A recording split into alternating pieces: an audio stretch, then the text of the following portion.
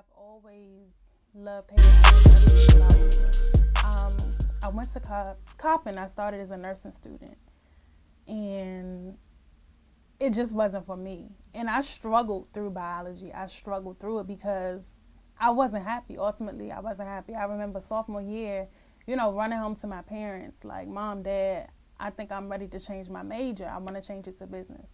But, having older parents, they don't really see. I think for the millennial generation, we're more creative, we're more artistic. But they don't understand that. My dad is like, get a job, stay at that one job and work. Where for myself, I'm more so of a dreamer. Like, I believe whatever I see, I can go get it. So I knew that hair was the only thing that I really wanted to do. Science, I was always good at it, so I just did it to please my parents, ultimately. So I stuck it out, I stuck it through. I struggled through it. My senior year, I had a breakdown. And I'm like, I'm about to graduate. And it was like life was repeating itself because my senior year in high school, the same thing happened. I wasn't ready to go to college. I hadn't prepared to go to college.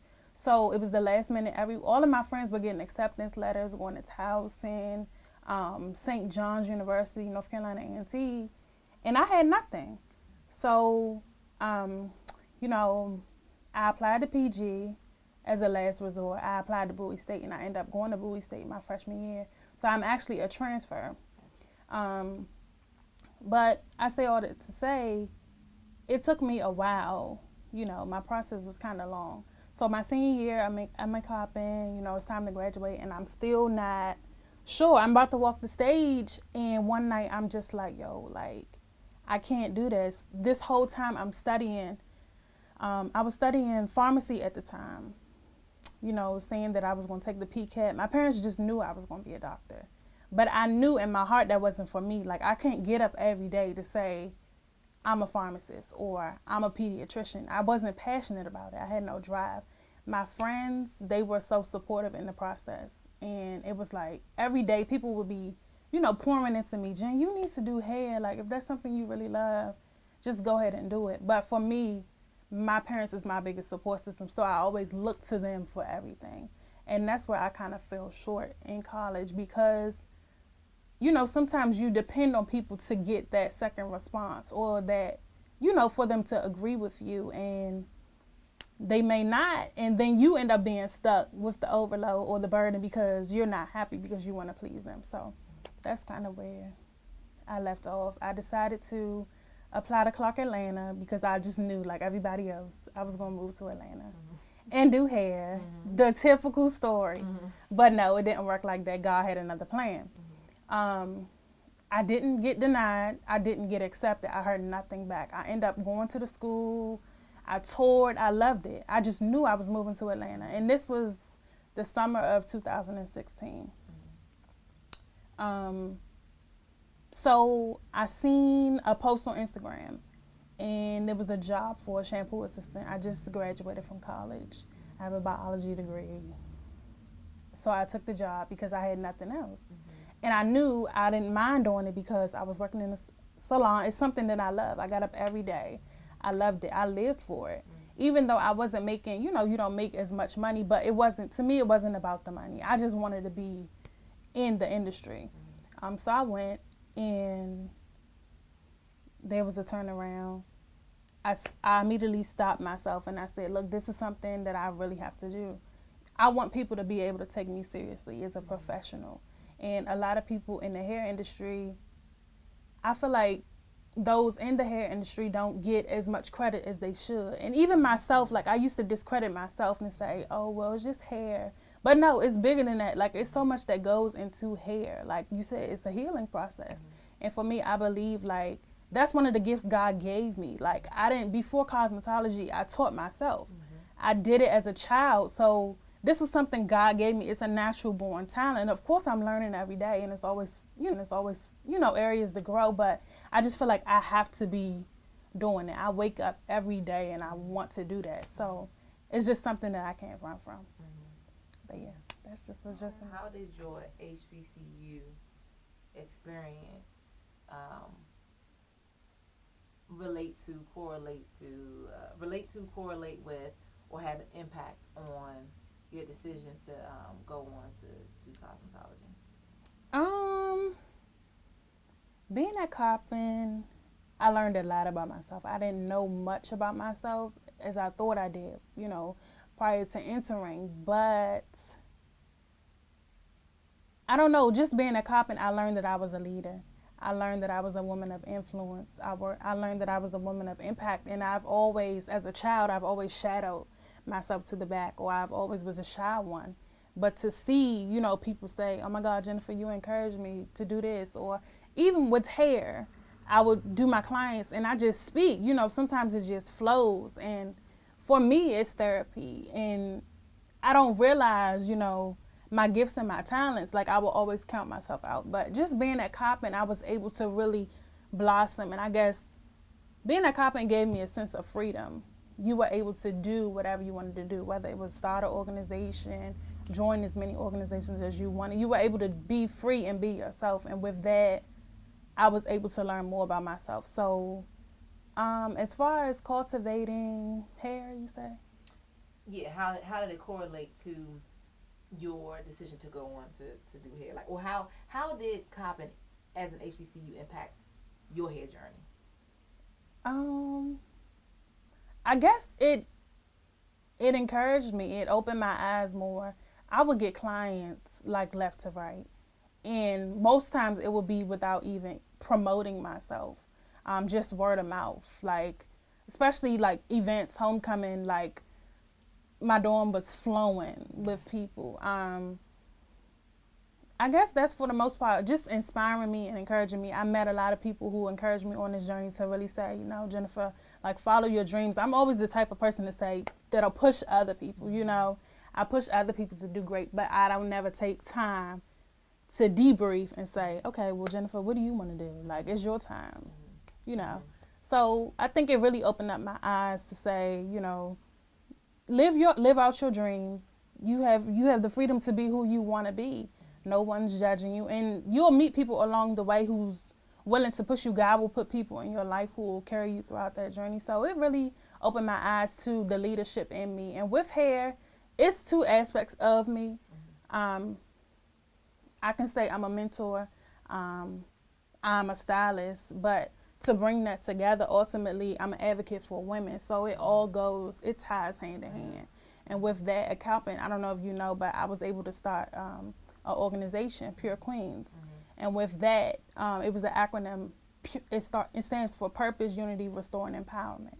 And with that, I just wanted to create a unity within the women on campus, to come together, cultivate our gifts, and move in purpose, birth our dreams, walk in what God is calling us to walk into. And with that, that's what I ultimately want to do. That's the name of my brand, actually. So I want to carry that throughout. And if it wasn't for Coppin, I wouldn't have a brand. So I guess that's, yeah. What do you want the legacy of it to be, or what are your most important areas of impact?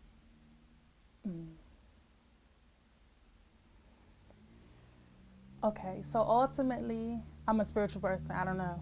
I'm a spiritual person. I love God, hands down. So ultimately, like, my dream is to go to Hollywood. Like, I want to be a celebrity stylist, but not only do I want to go to Hollywood for the publicity, like, I can care less. But the most wicked souls are in Hollywood, so I'm all about saving souls. With hair, like I said, like you said, it's a healing process. You come in your chair, you talk, and sometimes clients don't even realize what they're speaking to you about. You don't realize what you're speaking to them about. And just meeting people, connecting with people, as far as my legacy, like, I want to be known as that girl to make a difference. Whether it just be to make you feel beautiful, to build your self-esteem, to give you confidence, or if you come sit in my chair and I'm helping you put your vision together, because I believe that's another gift that I have. But ultimately, I want to leave a legacy of impact, leave a legacy of influence. And that's about it. Like that, yeah. She's a cosmetologist too. Wow. Yeah. What are your favorite things about cosmetology? Because you're going for the cosmetology license, right? Yeah. Okay. So, what's your favorite things about cosmetology? Just in general, or? Yeah, like your things you do, your favorite things about, whatever. So I love styling.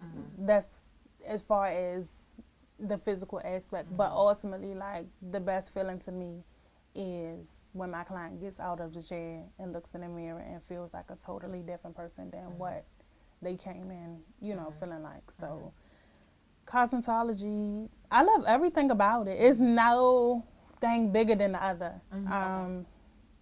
I want to learn more. I want to be exposed to more. I want to meet new people like yourself.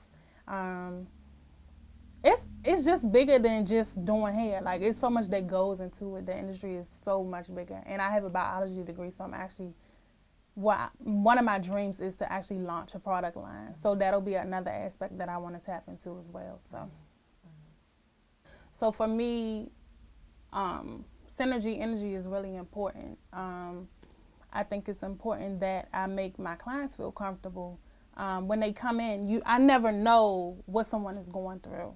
I don't know what you're going through right now. Y'all don't know what I'm going through, or you don't know what I'm going through right now. But it's just important for me to get to know who I'm styling before I even style them. So one thing that I do, I don't know if this is a disclosure or even if I should be sharing this, but I pray. So before I touch anybody's hair, I pray and I ask God to work through me, because that's more important to me. Healing, the power of healing. And just making people feel better than what they came in with. I want, even when I open my salon, I want people to come in and release everything that they have, leave it at the door, and just to turn their lives around, to a 360. Some people have low self-esteem. Some people are dealing with abuse. Some people are dealing with so much other stuff, stress. I know for me, even I'm in hair school right now, and I teach, 9 to 5. Well, 7:30 to 3, but you get my point. I teach, but I have night class at hair school, and, when I'm done teaching, I'm exhausted. But I pull up to that hair school, and I'm just, like, it's just another world. Like, Mondays is hair days. It feels good as a woman to go and sit in somebody's chair and just, get catered to. As women, we move, we work. We're superwomen, and sometimes we don't take time for ourselves. But if I had to share anything with the world, it'll definitely be to follow your dreams. Sometimes we get so stuck at, like I said, trying to please others and do the opposite of what we know we're really passionate about. We wake up with the urge in our stomach. We wake up wanting this thing so bad, but we're scared. And fear stopped me from doing a lot of things. And still to this day, I'm fearful of where my life could be. And it's like so many doors are opening. Even this, like, this is huge for me. Y'all might not think it's huge, but it's huge. Like, this is huge that you asked me. Like, I'm humbled.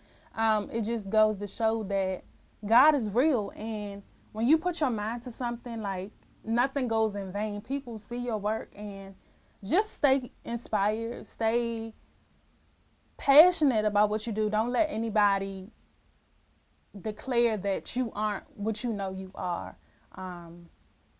Dream big, like, the sky's the limit.